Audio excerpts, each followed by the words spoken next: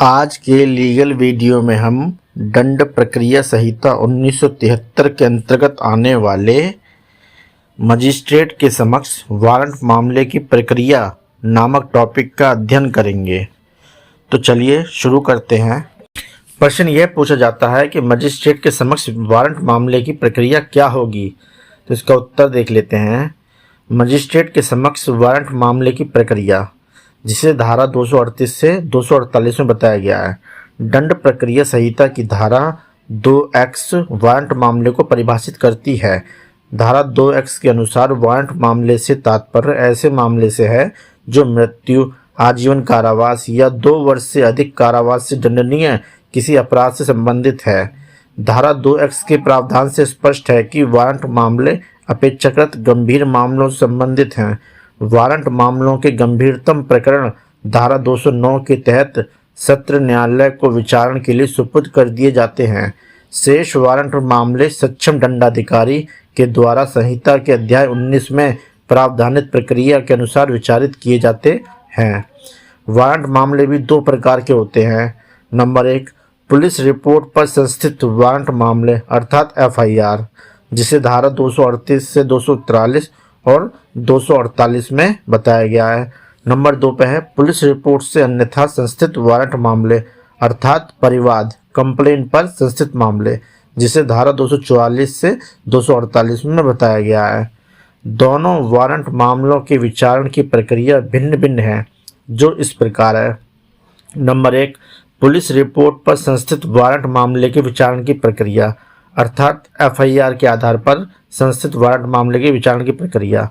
जब police report पर संस्थित warrant मामले में अभियुक्त विचारण के प्रारंभ में मजिस्ट्रेट के समक्ष हाजिर होता है या लाया जाता है, तब मजिस्ट्रेट अपना यह समाधान करेगा कि उसे धारा 207 के उपबंधों का अनुपालन कर लिया है, जिसे धारा 238 में बताया गया है। धारा 207 के अनुसार मजिस्ट्रेट का यह कर्तव्य है कि वह अभियुक्त को पुलिस रिपोर्ट अर्थात प्रथम सूचना रिपोर्ट धारा 164 के अधीन अभियुक्त की स्वीकृति कथन यानी कन्फेशन स्टेटमेंट और अभियोजन पक्ष के साक्ष्यों के कथन की प्रतिलिपियों को उपलब्ध कराए, जिससे अभियुक्त अभियोजन को समझ सके तथा अपना प्रतिरक्षा कर सके। उपरोक्त प्रतिलिपियों के दिए जाने के बारे में अपना समाधान लेने के पश्चात मजिस्ट्रेट पुलिस रिपोर्ट और उसके साथ भेजी गई दस्तावेजों पर विचार करेगा, अभियुक्त की यथा आवश्यक परीक्षा करेगा, दोनों पक्षकारों को सुनवाई का अवसर देगा। इन सब बातों पर विचार करने के पश्चात यदि मजिस्ट्रेट समझता है कि अभियुक्त पर लगाया गया आरोप निराधार है, तो वह उसे उन्मोचित कर देगा। इसे धारा 239 में बताया गया है। यदि उपरोक्त बातों पर विचार करने के पश्चात मजिस्ट्रेट की यह राय है कि ऐसी उपधारणा करने का आधार है कि अभियुक्त ने अपराध किया है या वह उस अपराध का विचारण करने के लिए सक्षम है। नंबर 3, वह उस मामले में पर्याप्त दंड दे सकता है, तो अभियुक्त के विरुद्ध लिखित रूप में आरोप विरचित करेगा। वह आरोप अभियुक्त को पढ़कर सुनाया जाएगा और समझाया जाएगा और उससे पूछा जाएगा कि जो तुम्हारे ऊपर जो आरोप लगाया गया है उसे स्वीकार करते हो या विचारण किए जाने का दावा करते हो, जिसे धारा 240 में बताया गया है।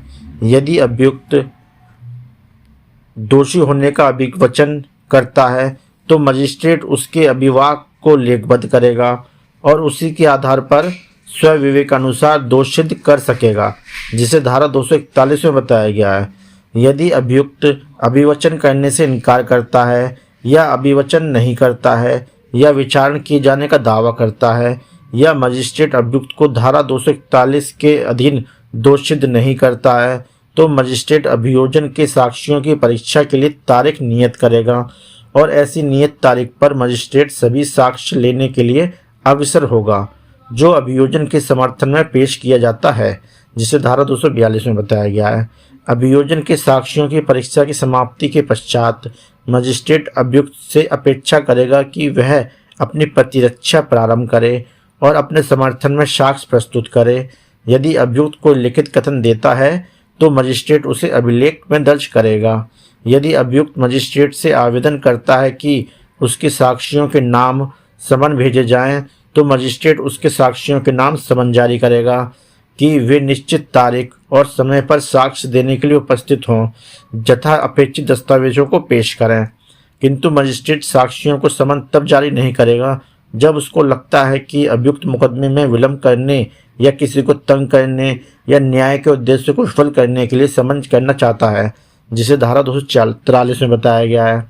अभियोजन और अभियुक्त की ओर से पेश किए गए साक्ष्य की समाप्ति पर दोनों पक्षकारों को धारा 314 के अनुसार बहस सुनी जाएगी, और यदि मजिस्ट्रेट इस निष्कर्ष पर पहुंचता है कि अभियुक्त दोषी नहीं है तो वह दोष मुक्ति का आदेश अभिलिखित करेगा।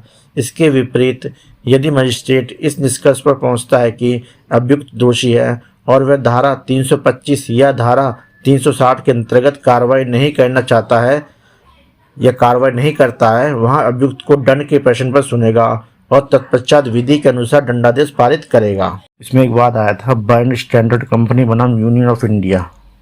इस मामले में उच्चतम न्यायालय ने धारण किया कि जिस दिन दोष सिद्धि का आदेश पारित किया जाता है उसी दिन दंडादेश का आदेश पारित करना अविधिमान्य होगा।